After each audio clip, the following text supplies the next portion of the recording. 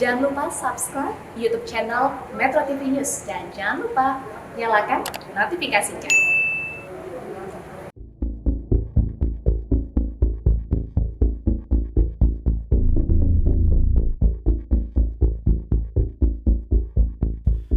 Polemik penyebab banjir di Jakarta kian mengalir kemana-mana. Gubernur DKI Jakarta Anies Baswedan bersikukuh limpahan air dari daerah hulu membuat sungai di Jakarta kehilangan kapasitasnya untuk menahan debit air. Menurut Anies, mitigasi banjir di Jakarta mustahil dilakukan tanpa membenahi daerah hulu. Jadi luapan ini memang kiriman dari luar dan kami memang bertanggung jawab kepada sungai-sungai yang di dalam Provinsi Jakarta, hulu sampai hilir. Karena saya terus garis bawahi, selebar apapun sungai dibuat, kalau air yang turun di hulu tidak dikendalikan sebelum masuk ke kawasan perkotaan, maka akan selalu terjadi limpahan seperti ini. Jadi karena itu pengendalian di hulu, makanya yang dibangun oleh PUPR sangat tepat sekali. Membangun waduk di Ciawi, itu dry dam yang sedang dibangun di sana, fungsinya untuk menahan air agar diturunkan secara bertahap. Wali Kota Bogor Bima Arya Sugiarto membantah pihaknya tidak mampu mengendalikan luapan air di daerah hulu. Menurut Bima Arya, saat Jakarta banjir, kondisi muka air di daerah hulu tergolong biasa-biasa saja. Dari hulunya kemarin ketika Jakarta banjir itu siaganya siaga 3, ya. Artinya semestinya Jakarta belum banjir. Karena kalau siaga 4, siaga 3 ya normal. Ya bahkan sempat juga, saya kira beberapa tahun yang lalu itu kalaupun siaga 1, Jakarta tidak banjir, ya. Kenapa? Ya karena ada sistem yang berjalan baik di sana, gitu. Jadi kalau Jakarta banjir padahal di hulunya itu tidak besar volumenya, kemungkinannya 2. Bisa jadi pertama volume hujan lokalnya tinggi, atau sistem pengelolaan airnya ada persoalan di sana. Pakar tata kota Nirwono Yoga mengatakan, sebenarnya sejak tahun 2012 sudah ada kesepakatan antara Kementerian PUPR, Pemprov DKI Jakarta, dan Jawa Barat untuk melakukan normalisasi 3 sungai yang melintasi ibu kota. Namun, implementasinya masih jauh panggang dari api. Prinsip dasarnya adalah sungai tadi harus dilebarkan, ya, 7,5 meter kiri, 7,5 meter kanan oleh Pemprov DKI, kemudian warga direlokasi ke rusun terdekat. Setelah itu baru Kementerian PUPR dapat melakukan pekerjaan konstruksi untuk menata pinggiran ataupun bantaran kali tersebut.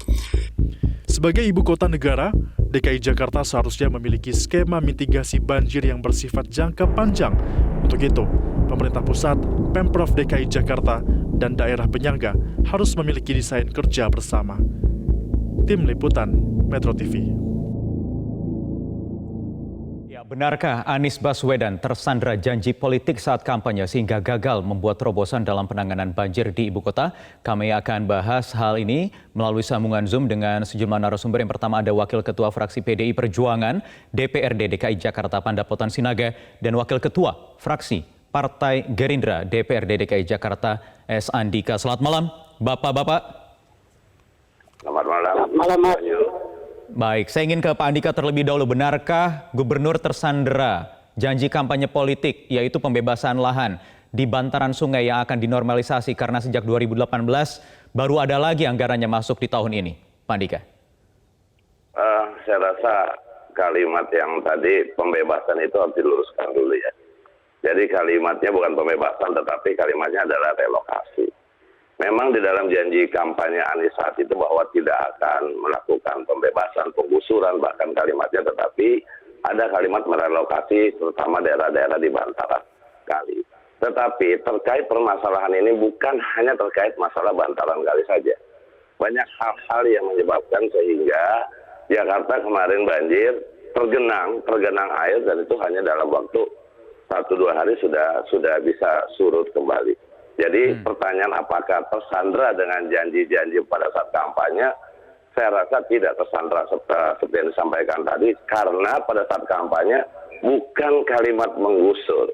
Dia tidak ingin menggusur, tetapi kalimat merelokasi itu masih merelokasi. Pertanyaannya, sudah berapa banyak yang direlokasi sejak Anies Baswedan menjabat sebagai gubernur hingga tahun 2021 ini?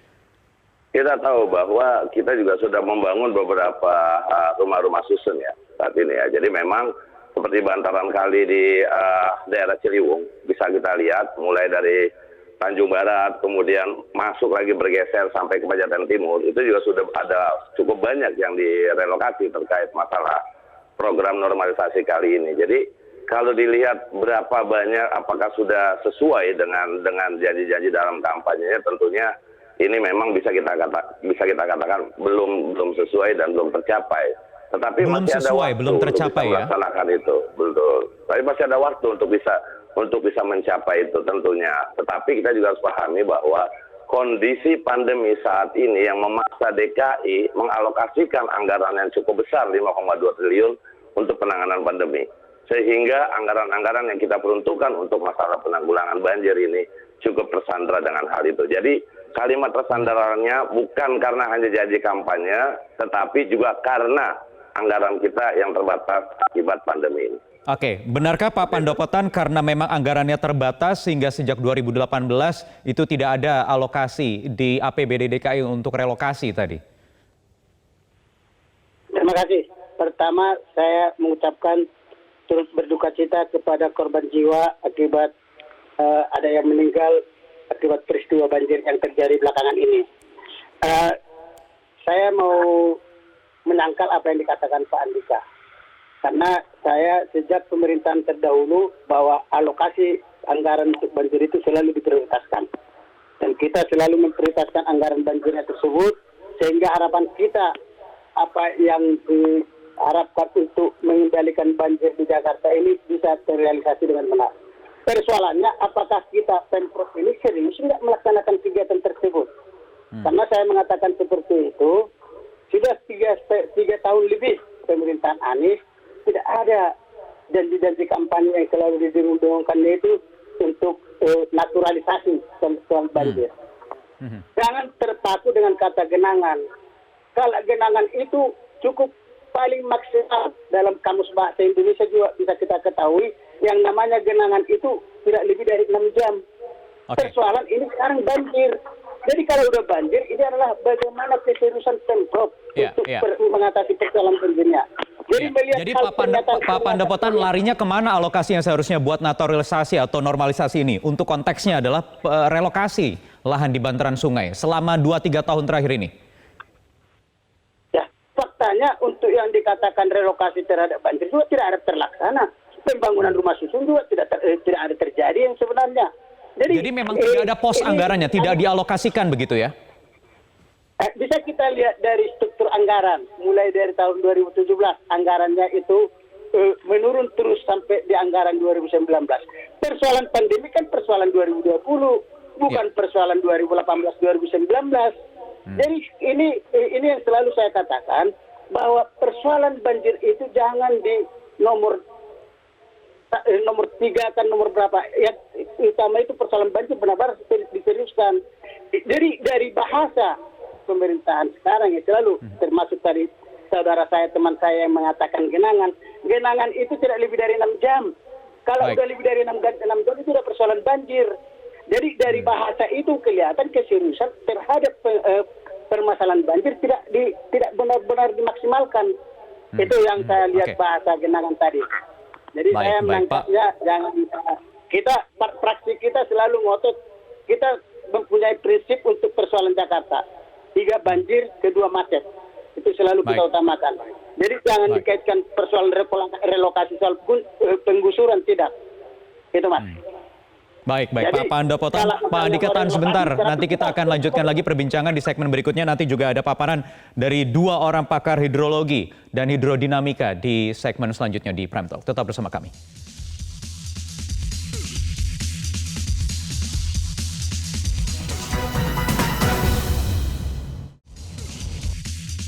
Baik, kita lanjutkan lagi perbincangan. Kami juga sudah tersambung dengan 2 pakar hidrologi. Yang pertama ada Firdaus Ali dan juga anggota tim gubernur untuk percepatan pembangunan, Muslim Muin. Selamat malam, Bapak-bapak, apa kabar?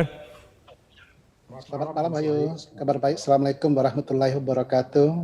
Waalaikumsalam warahmatullahi wabarakatuh. Baik, saya ingin ke Pak Muslim terlebih dahulu yang bergabung di TGUPP. Kalau dari kacamata 2 orang dengan latar belakang keilmuan yang sama ini, apa penyebab banjir yang terjadi di akhir pekan kemarin Pak Muslim di ibu kota?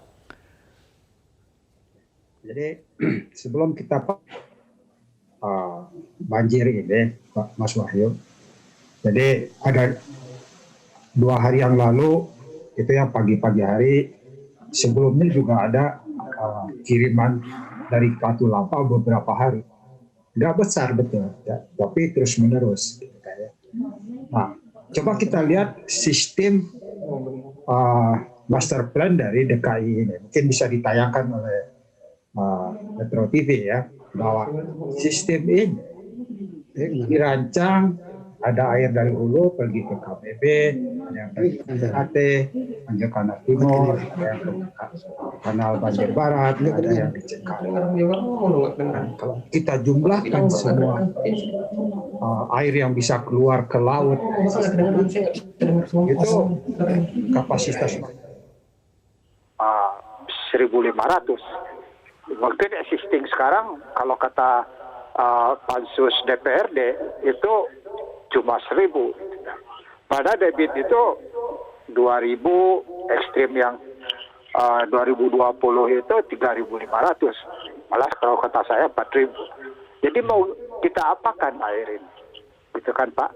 Jadi air yang bisa keluar ke laut itu hanya 1.000. Padahal yang masuk ke Jakarta ini bisa 3.500. Terus kita mau apakan? Gitu kan? Mau kita, kalau Pak Firdaus Ali bilang tutup aja teluk, turunkan air teluknya, terus ada reklamasi. Itu kalau pasang surut kita seperti di Semangum Korea, Pak Firdaus. Bisa kita lakukan seperti itu. Pasang surut mereka itu 8 meter. Kalau kita pasang surutnya cuma 1 meter, kita butuh pompa yang sangat besar. Kalau kita lakukan ide-idenya Pak Firdaus itu dan Belanda itu. Jadi solusinya apa? Supaya dia tidak jadi 3.000. Nah itulah yang disebut Pak Anies tadi, mungkin belum begitu maksimal saat ini Pak Wahyu. Yaitu kita kendalikan debit banjirnya di catchment area, bukan di Hulu sungai. ya? Di hulu dan juga di Jakarta, Mas Wahyu. Oke. Jadi kalau kita, boleh saya tanya sedikit ke Mas Wahyu. Hujan kemarin itu 180 mili.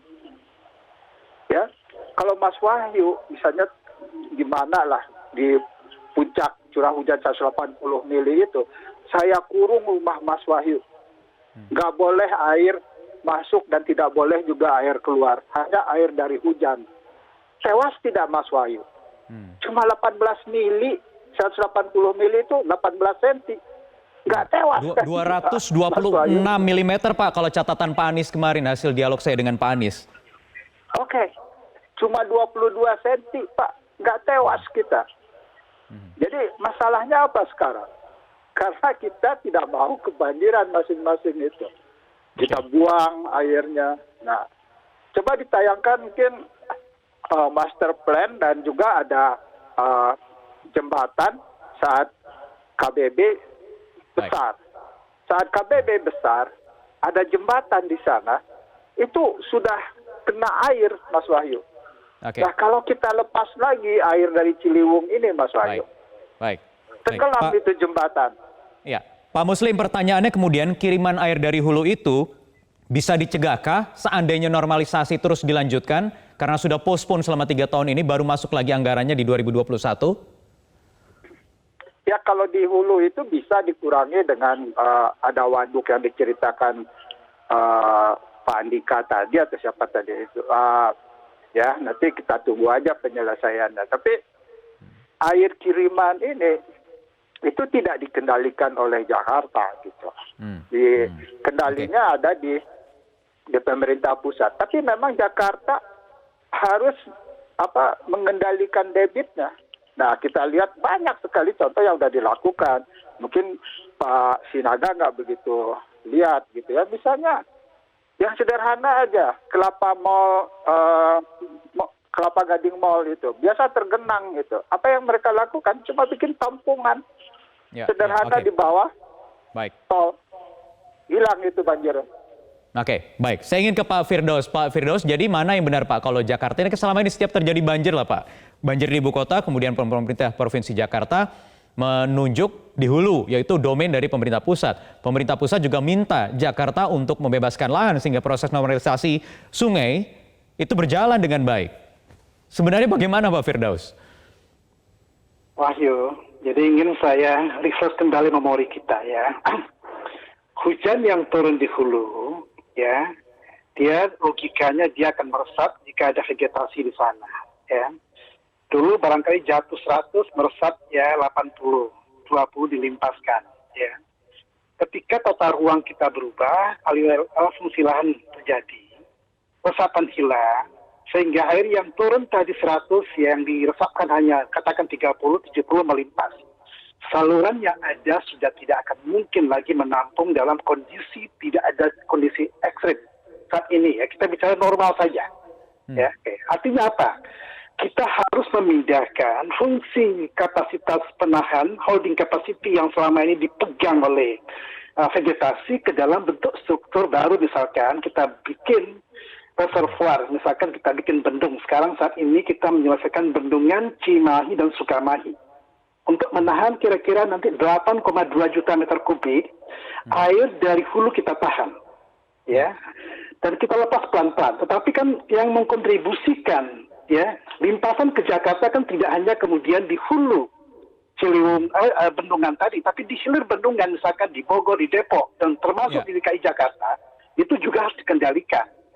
Ini harus dipadukan dengan apa? Dengan memperbesar kapasitas alir air yang masuk ke wilayah DKI Jakarta. Dengan memperbesarnya normalisasi. bagaimana? Memperbesarnya tadi adalah melakukan normalisasi. Dan kalau bisa menambah kapasitasnya lebih tinggi lagi untuk bisa mengantisipasi kondisi cuaca yang seperti yang kita alami ya pergantian tahun 2019 ke 2020 atau yang kemudian terjadi tanggal hari Sabtu kemarin misalkan. Ya, jadi memperbesar kapasitas, mengalirkan air secepat mungkin ke laut. Itu idenya, disebut dengan normalisasi. Lalu datang ide gagasan yang saya tidak tahu dari mana datangnya, saya tidak tahu apakah yang membisikkan yang namanya Pak Muslim Muin ini ke Gubernur Anies bahwa ada diksi baru yang namanya naturalisasi. Ya. Naturalisasi, dan Gubernur Anies saya ingat sekali memajang di YouTube, di Instagram, di Facebook, yaitu menggambarkan apa yang ada di Kallang Riverside Project di Singapura. Yaitu ada di itu adalah fungsinya fungsi estetika, bukan fungsi pengendali banjir. Lalu digadang-gadang dengan narasi baru itu akan menjadi ya kalau ikon sudah baru terkendali bisa baru Jakarta. naturalisasi begitu Pak? Saya katakan fungsi naturalisasi bukan flood control. Jadi sekali lagi jangan dicampur adukkan. Naturalisasi bukan salah, oke. Naturalisasi itu kita bikin secara natural, dia bisa meresapkan. Kan Gubernur Anies mengatakan berkali-kali bahwa kita sudah melawan sunnatullah. Air yang jatuh ke bumi, jangan dialirkan, dibuang cepat-cepat ke laut. Ditahan. Saya kasih analogi, ilustrasi hitungan. Jika 100 meter kubik air kita tahan 1 jam, itu ada 5,1 juta air yang tertahan sebentar. Kalau 6 jam, ada, bayangkan, 54 juta. Kalau kita bagikan dengan hitungan luas lahan dalam ketinggian rendam 1 meter, kita butuh 5.124 hektar lahan untuk menahan air tadi. Apakah ini yang diinginkan oleh Gubernur Anies yang ada di Kemang kemarin sampai kemudian membanjiri komplek Mantri, sampai kemudian Jalan Sudirman tertutup? Saya yakin, ya kalau saya berani mengatakan, ya Anies mengambil keputusan yang salah untuk menangani banjir Jakarta. Sekali lagi mengambil keputusan yang salah. Ya, baik. Pertanyaannya kemudian selama 3 tahun ini normalisasi tidak berjalan, naturalisasinya juga berjalan atau tidak? Nanti dijawab usai jeda berikut ini Pak Muslim dan juga bapak-bapak yang lain di Prime Talk.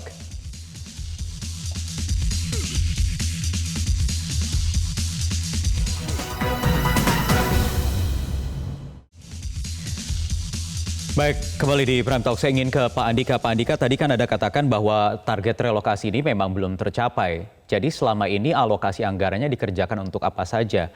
Bagaimana dengan naturalisasi, Pak? Apakah sudah dikerjakan? Sejauh mana progresnya? Kemudian apa yang bisa dirasakan manfaatnya? Gini, kalau saya mulai dengan kalimat jangan ada dusta di antara kita untuk Pak Pandapotan dan Pak Daus. Saya sampaikan jangan ada dusta di antara kita. yang pertama. Dan jangan menutup mata tentang keberhasilan mitigasi banjir ini. Kenapa saya katakan demikian? 2013 pada saat itu curah hujan yang hanya 100 tetapi HI tergenang dan membutuhkan 7 hari untuk HI jebol Pak, karena tanggul yang jebol. Yang kedua, 2015 pada saat banjir hanya 277 mm per hari curah hujan, tetapi banjir sampai 7 hari. Ya. Kenapa? Kemarin 226 lebih rendah tapi banjir juga Pak. Sekarang, banjir juga, tapi membutuhkan waktu yang tidak lama. Tahun 2019 pada waktu tahun baru 2020 juga banjir, sama banjir, tetapi dan ini sangat ekstrim, 377, 154 tahun, ini yang paling besar.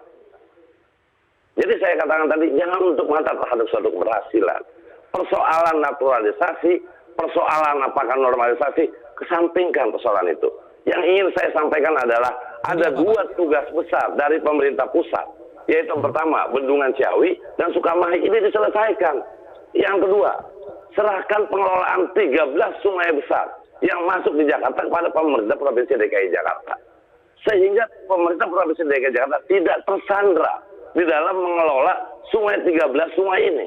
Karena selama ini masih berada di pusat. Sehingga pada saat pemerintah provinsi ingin mengelola dengan pola, dengan strategi tersendiri, tersandra dengan aturan bahwa 13 sungai di Jakarta masih ada di pusat. Baik, Pak Andika, kemarin saya juga baru berdialog dengan Pak Firdaus Ali. Saya tanyakan kapan target bendung Ciawi dan juga Sukamahi itu selesai, ditargetkan akhir tahun ini.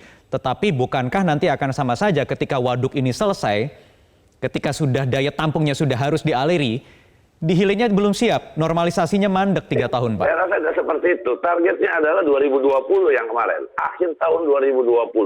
Pertanyaan apakah kalau dari hulu, kemudian di tengahnya yang dari Depok itu sudah rapi, bagaimana dengan di Jakarta? Kan itu pertanyaannya. Pertanyaan di Jakarta yang harus dilakukan, sudah dilakukan pengerukan. Kemudian juga sudah dilakukan yang namanya pompa-pompa, baik pompa-pompa yang statis maupun yang mobile. Jadi berbagai cara sudah dilakukan. Tapi memang kita juga tidak bisa memungkiri yang namanya fenomena alam. Nah, tapi juga kita tidak bisa berdiam diri dengan adanya fenomena alam ini. Untuk itu diperlukan adalah sinergi dan kolaborasi antara pemerintah Provinsi DKI Jakarta dengan pemerintah pusat dan daerah-daerah penyangga. Ayo duduk bersama menyelesaikan persoalan masyarakat di Jakarta ini. Jakarta tidak bisa berjalan sendiri. Kalau menurut Anda, Pak Andika, kolaborasi antara pemerintah provinsi dan juga pusat sejauh ini bagaimana? Alhamdulillah, itu sudah berjalan. Kita buktikan bahwa beberapa waktu yang lalu, Saudara Gubernur sudah bertemu dengan Bapak Presiden kita, Pak Jokowi. Artinya sudah membangun komunikasi. Hanya saja persoalan ini begitu complicated, sehingga tidak bisa pada saat bertemu bisa selesai langsung dalam satu pertemuan saja. Tidak bisa. Di sini saya katakan bahwa pemerintah pusat memanggil sebagai anak gubernur, memanggil daerah-daerah penyangga, duduk bersama, menyelesaikan. Ini harus selesai bersama-sama, tidak bisa secara parsial, tidak bisa sendiri-sendiri. Jadi ada complicated, yang membuat itu complicated apa ya kira-kira Pak Andika? Begini, persoalan tidak lepas dari persoalan politik yang ada di Jakarta. Kepentingan politik yang ada di Jakarta. Bagaimanapun juga tarik-menarik, masih lama. 2024, 2022 kalau nggak jadi 2024, tetapi dinamika politik sudah sangat deras di sini. Oke, baik. Pak Pandopotan, benarkah memang karena konstelasi politik yang membuat kolaborasi antara pusat dan juga daerah ini tersendat, macet untuk mencegah ibu kota dari banjir? Ini pusat pemerintahan kan juga ada di Jakarta. Jadi jangan kita berkutat tentang politik masalah banjir. Pak Andika, kita paham. Soal banjir ini saya mau tanya, janji kampanyenya yang sudah 3,5 tahun terhadap yang dikatakan naturalisasi. Apa? Di mana naturalisasinya? Terus janji kampanye yang mengatakan untuk penyelesaian menghindari banjirnya. Kenapa yang pekerjaan yang baik tidak dilaksanakan? Itu bisa kelihatan dari penganggaran kita. Anggaran kita secara akumulasi makin besar, tapi untuk penanggulangan banjir makin sedikit. Jadi apa yang dikatakan Pak Firdaus Ali, naturalisasi Jangan kita bandingkan naturalisasi untuk di Singapura, untuk di Jakarta. Berbeda, Pak. Apapun alasannya, buangan air harus kita bangun sampai ke laut. Di samping itu nanti kita bangun lokasi-lokasi yang bisa dinaturalisasi. Tapi jalankanlah dulu naturalisasi untuk pelebaran kalinya. Bagaimana itu dijalankan kalau kita nggak sepakat, nggak mau serius untuk menjalankannya? 3,5 tahun, Pak. Apa yang udah ada? Jadi itu yang perlu kita maksimalkan. Jangan berkutat tentang hanya untuk genangan. Genangan itu per 6 jam, Pak. Kalau udah lebih dari genangan jam, berarti udah banjir. Artinya persoalan banjir. Soal 6 jam ini sebenarnya saya ingin tanyakan juga, Pak Muslim, soal hitung-hitungan 6 jam ini sudah dikaji secara ilmiah, hitung-hitungannya, atau hanya ya tebak-tebakan saja, target saja, agar 6 jam ini seluruh pihak semua bergerak? Atau bagaimana, Pak? Kalau target mah boleh-boleh aja dong, Mas Wahyu. Jadi kalau saya malah targetnya jangan 6 jam atau cepat sekali. Jadi 6 jam itu setelah hujannya reda. Jadi bukan karena pas hujan dihitung 6 jam, itu masalahnya di sana. Atau setelah banjir kirimannya tiba. Nah, tadi Pak Sinaga bilang buang airnya ke laut, buang air ke laut. Buang air ke lautnya itu Pak Sinaga. Kemampuan Jakarta yang dikelola oleh PUPR ini atau Balai, itu kemampuannya cuma 1.500, itu juga by design. Existing itu cuma 1.000, Pak. Jadi bagaimana kita mengeluarkan yang demikian banyak air ini, gitu ya. Target untuk 33 km, apa yang sudah dilaksanakan pemerintah sekarang? Oke. Apa? Sekarang, jadi maksud saya jangan berkutat dengan pompa nggak mampu, Pak, untuk mengatasi banjir. Pompa itu hanya untuk sementara. Ya, sebentar. Jadi itu Pak, jangan pekerjaan yang baik kita telantarkan hanya untuk janji kampanye kita yang tidak bisa kita penuhi. Pak Pandapotan, tahan sebentar. Pak Muslim, silakan dijawab tadi apa yang disampaikan, ditanyakan oleh Pak Pandapotan. Satu, Pak Sinaga. Jadi begini, Pak Sinaga, ya, tersendat saja air itu kemarin, tercekik itu kemarin, 905 di Manggarai, itu Jakarta Barat sudah tenggelam, Mas Wahyu. Itu dalam keadaan tercekik. Dan saya pernah, waktu Manggarai 900, itu jembatan kereta api di hilirnya Karet atau dekat Karet itu sudah tenggelam oleh air. Karena Pak Sinaga lepas juga, normalisasi juga Ciliwung yang diinginkan oleh Pak Firdaus Ali, ya hanyut itu. Dan tenggelam itu Jakarta Barat. KBB-nya harus dinormalkan dulu, Pak. Ya, siapkan dulu KBB-nya dan hilirnya siapkan dulu, baru kita lepas air dari hulu ini. Jadi apa yang kita bisa lakukan sekarang adalah mitigasinya seperti yang disampaikan oleh Mas Wahyu tadi. Jadi sebelum itu banjir datang, kita sudah antisipasi.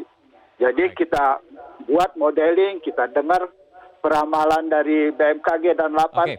Saya ucapkan terima kasih LAPAN. Dan satu lagi Pak Mas Wahyu perlu saya sampaikan, bahwa sistem drainase kita ini yang diwariskan oleh Pak Anies, itu kemampuannya antara 50 sampai 100 mm per hari. Baik, soal drainase ini yang nanti akan kita bahas di segmen selanjutnya. Pak Muslim, kita tahan sebentar. Apakah bisa juga ditingkatkan kapasitasnya sambil menunggu normalisasi, naturalisasi, dan juga waduk selesai semuanya? Di segmen selanjutnya, tetap bersama kami di Prime Talk.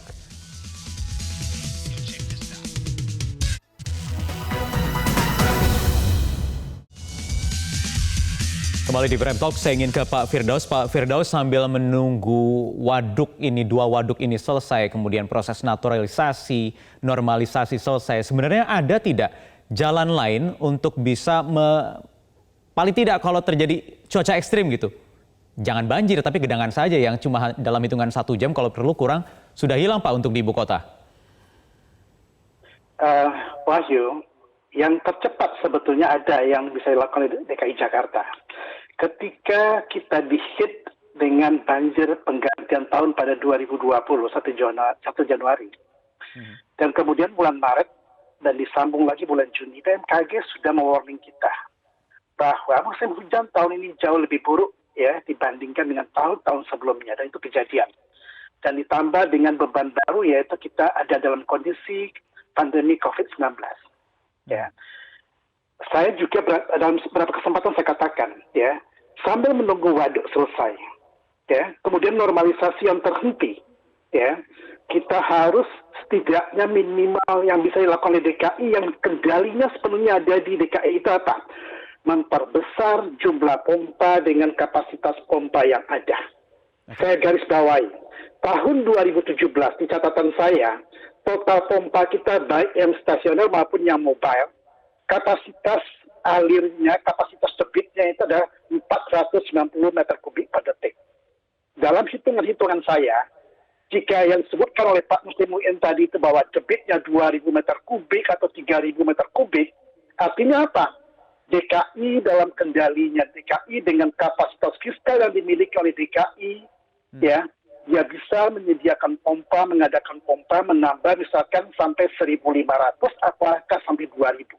That's the minimum yang bisa dilakukan oleh DKI Jakarta. Sekali lagi, saya ingin koreksi tadi Pak Andika ya, bahwa jangan mengatakan bahwa kendala anggaran dihadapi oleh DKI Jakarta. Tidak ada provinsi yang memiliki kemewahan fiskal kecuali Jakarta, ya, sampai di atas 82 triliun malah.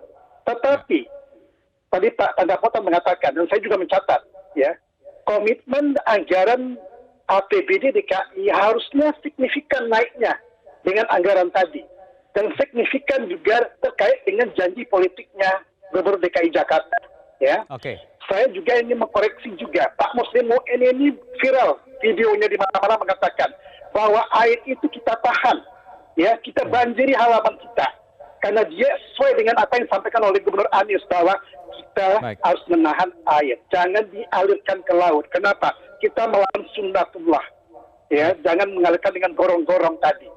Apakah ini yang dicontohkan oleh Gubernur Anies yang terjadi di Kemang kemarin, ya? Hujan di hulu sudah berhenti, dan kota sudah berhenti. 8 jam kemudian di Kemang kondisinya sangat parah sekali. Apakah ini yang disebut dengan menahan air selama mungkin? Saya pikir ini adalah keputusan yang sangat salah sekali.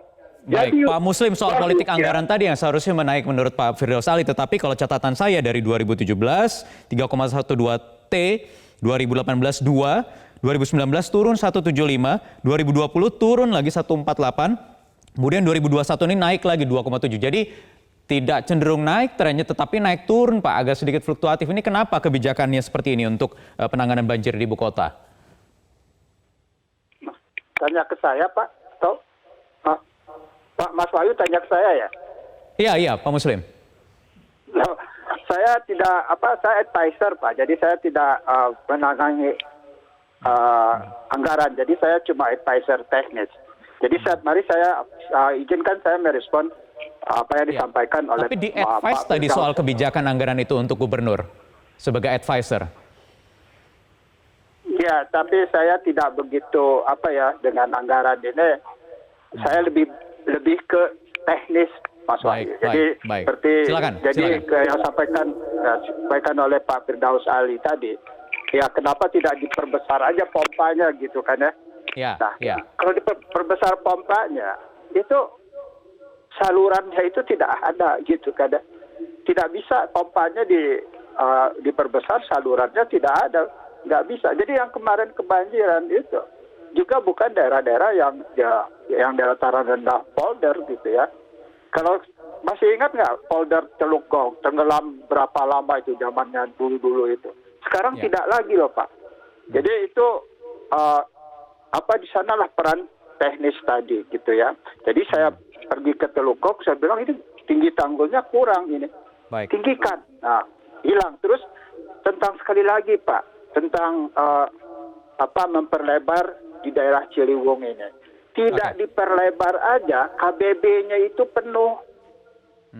Penuh, Pak. Jadi kalau Bapak Sinaga perlebar lagi Ciliwung ini, hancur Jakarta, Pak, seperti yang lalu-lalu. Tidak bisa begitu. Tidak bisa dilebarin begitu, Pak ya? Nanti dulu KBB-nya kita bereskan dulu.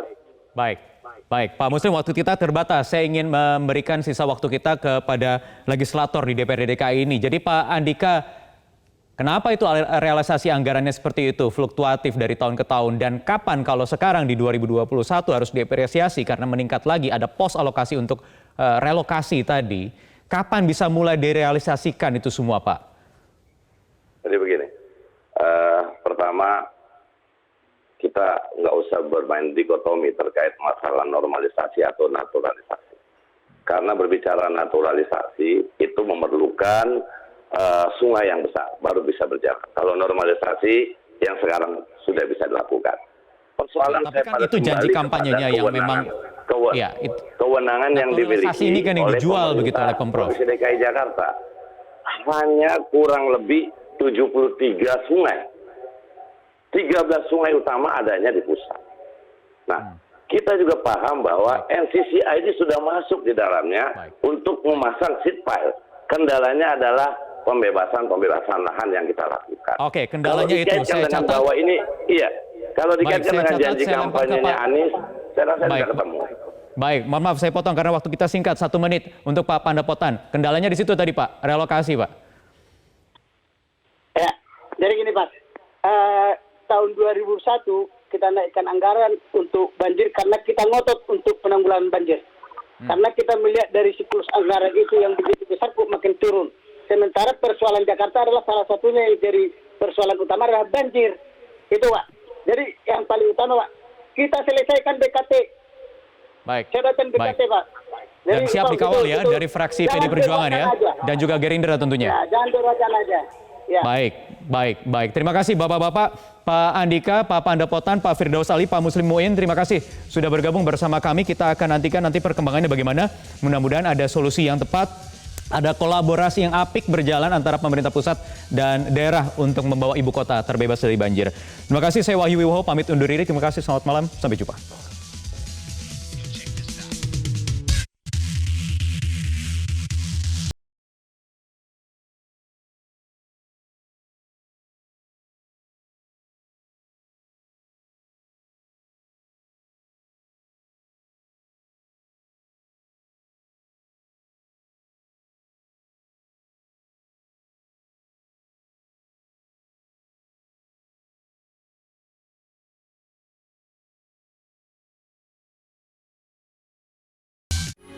Metro TV,